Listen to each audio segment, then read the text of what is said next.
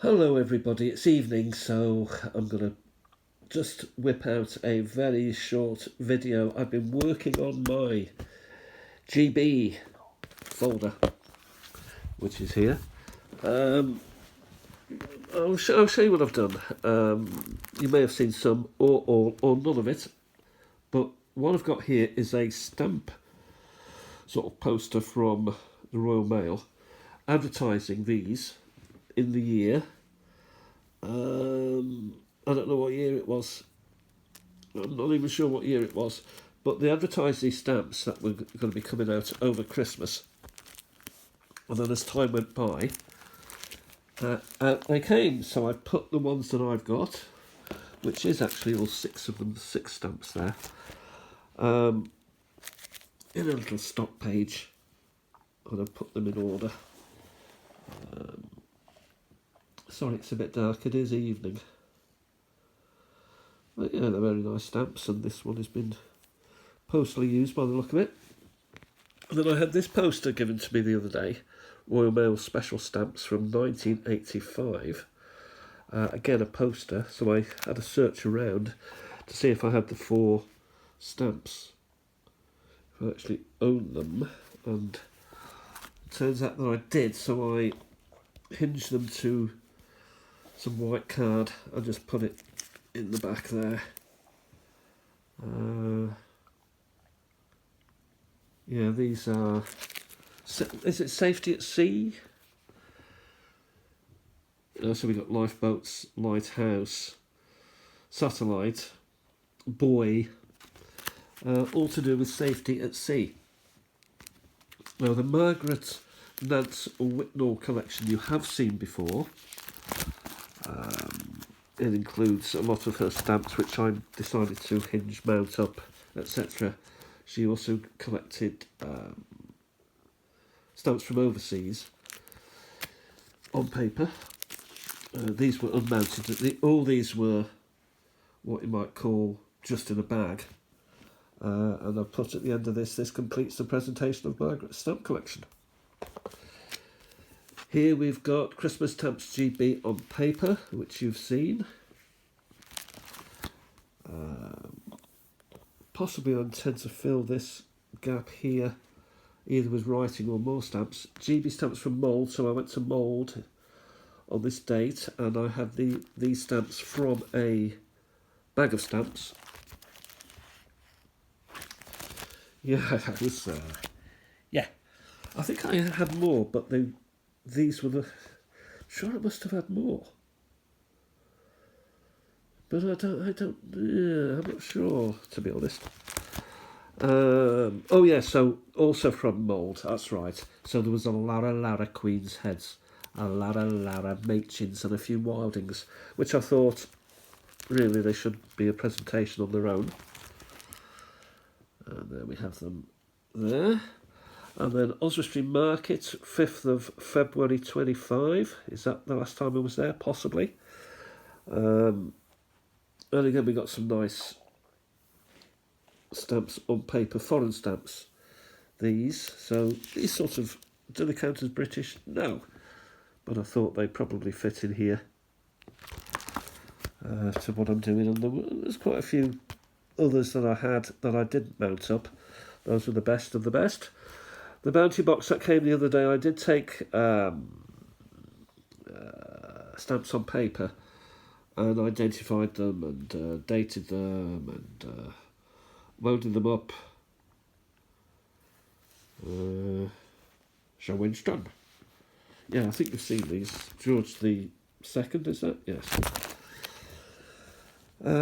Yeah, so those are quite nice. Machins there and Wind in the Willows. Yeah. And these are my Queen Victoria Penny Reds.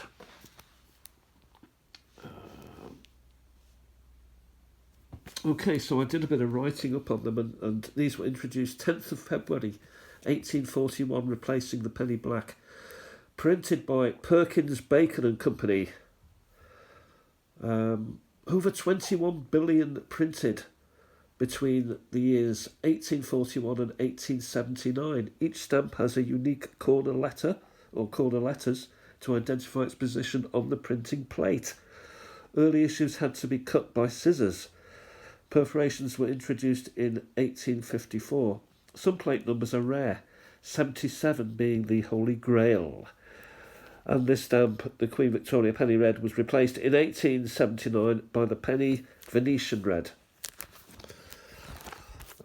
Maybe I've got those, maybe I haven't. Edward VII Halfpenny.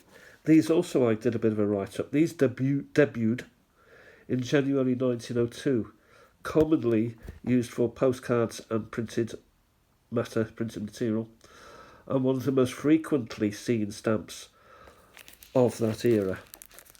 This is the Halfpenny Green. And then we got the Penny Red of Edward VII, and this was issued in 1902. First definitive featuring a male monarch, because Queen Victoria was before him and she reigned a long time. De La Rue and Harrison and Sons printed, they both printed the stamp, and this resulted, which is a marvel for collectors, in variations in perforation and shade. So that's either a blessing or a curse, I'm not sure which. There are at least 87 different shades. A Board of Education overprint, so by that I mean someone's printed over it, printed as writing over it, fetched £55 at auction. It was reissued in October 1911. So this stamp of Edward VII was issued in 1911, over a year after Edward's death, which occurred in May 1910. The stamp remained in circulation until 1913. A rose carmine marginal single with a nearly omitted control mark, whatever any of that means, that sold at auction for £1,250. So they don't go for much. They're pretty common. Well, they're very common. But there's a lot of variations out there for you to get your teeth into. This is the Hush Puppy collection. So I must have bought a box full of Hush Puppy stamps. So I was given a box with Hush Puppy stamps, and these are the stamps that sort of came with it. Got a bit of a cartoon going on there. Got the 5 castles, which you've seen before. Is it the 5 castles? 5 castles? Well, there's 4, and then they did another one, a similar one, 2 Windsors, I think. No, my mistake, my bad. No, there are 5 different ones. Carrickfergus, Carnarvon, Windsor, Edinburgh, Carrickfergus. Yeah, well, Her Royal Highness Princess of Wales, and a bit of a write-up there, which I've talked about before, and that is where I'm up to. This probably needs to come on. That's what I paid for the file itself. In Bangor, I think I may have had 2. I think I got 2 for £99. Nah, for 99p for the 2, I think. So that was a bit of a bag, and I couldn't leave it. So it's good to get these files. I do use a lot of white card and hinges, and for stamps on paper I use a bit of gum, Prit, basically, give it a bit of a dab. They'll stick there all day for you, all year. That is it for now. I hope you've, I would say, enjoyed, but that's what I'm sort of up to. I may look for more of these cards, these advertisement pieces from the Royal Mail, and suddenly you've got a bit of a collection going on with the stamps they're advertising, and you've got the stamps. Also room for a bit of a write-up maybe on the stamps. Yes, I think I may have to have a little look on eBay after to see what's what. Anyway, thanks everybody for watching. I'll talk to you very soon, and bye for now.